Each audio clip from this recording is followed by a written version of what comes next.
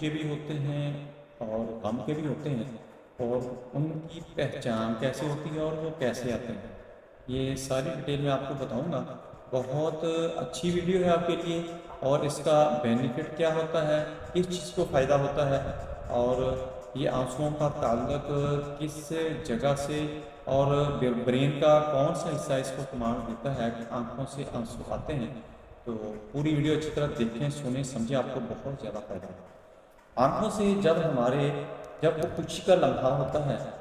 یعنی ہماری کوئی دعا قبول ہوتی ہے، ہمیں کوئی گول اپرچونٹی ملتی ہے، یا ہمارا کوئی عزیز کو پیارا ملتا ہے، یا کوئی ایسی زندگی کے اندر کامیابی ملتی ہے، اس وقت اتنی خوشی کا موقع ہوتا ہے، اتنا جسم برین ہمارا اتنا خوش ہوتا ہے، دل اتنا خوش ہوتا ہے کہ آنکھوں سے آنسو روا ہو جاتے ہیں، آنکھوں سے آنسو آنا شروع ہو جاتے ہیں۔ یہ آنسو